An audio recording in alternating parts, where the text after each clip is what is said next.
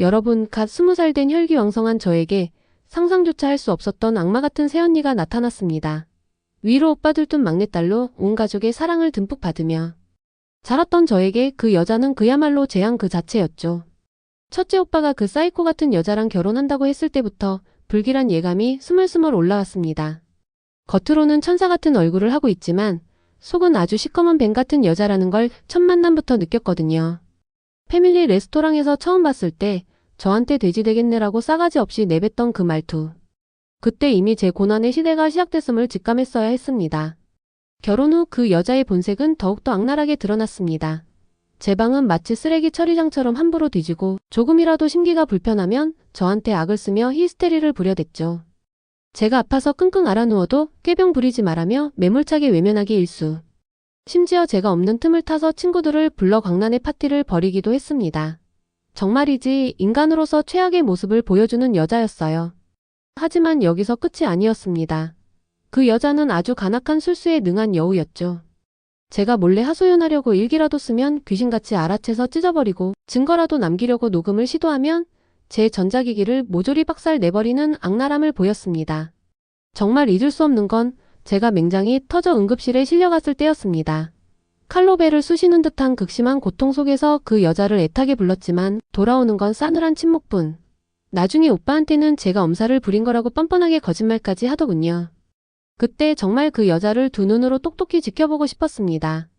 고3이라는 중요한 시기에 그 여자는 저를 끊임없이 괴롭혔습니다.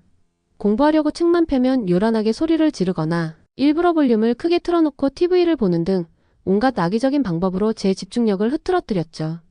심지어 제가 아끼던 참고서들을 갈기갈기 찢어놓는 소름 끼치는 짓까지 서슴지 않았습니다. 결국 저는 분노가 폭발해서 오빠에게 이 모든 사실을 털어놓았지만 돌아온 건 충격적인 배신이었습니다. 제 말을 믿어주기는커녕 오히려 저에게 화를 내며 그 여자를 감싸는 오빠의 모습에 저는 깊은 절망감과 배신감에 휩싸였습니다. 하지만 저는 이대로 무너질 수 없었습니다. 이 악랄한 새언니의 악행을 만천하에 알리고 제 잃어버린 평화를 되찾기 위해 저는 비밀 작전을 감행하기로 결심했습니다. 그동안 그 여자가 저에게 했던 모든 끔찍한 말과 악독한 행동들을 제 낡은 mp3 플레이어에 몰래 녹음하기 시작한 거죠. 물론 눈치 빠른 그 여자의 감시를 피하는 건 매우 어려운 일이었지만 저는 끈기와 인내로 증거를 모아나갔습니다. 마침내 결정적인 순간이 찾아왔습니다.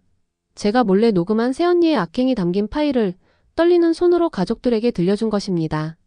처음에는 다들 믿을 수 없다는 표정이었지만 생생한 증거를 듣고 나서는 충격과 분노에 휩싸였습니다. 특히 그동안 새언니를 철석같이 믿었던 제 친오빠는 넋이 나간 사람처럼 멍하니 앉아있더군요.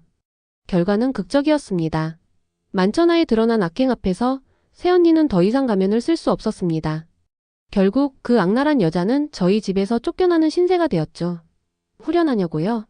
물론 속은 시원했지만 그동안 겪었던 고통과 상처는 쉽게 아물지 않더군요. 하지만 저는 이 일을 통해 강해졌습니다. 다시는 그 누구에게도 휘둘리지 않고 제 인생을 스스로 개척해나갈 용기를 얻었습니다. 저에게 응원의 한마디 남겨주시면 감사하겠습니다.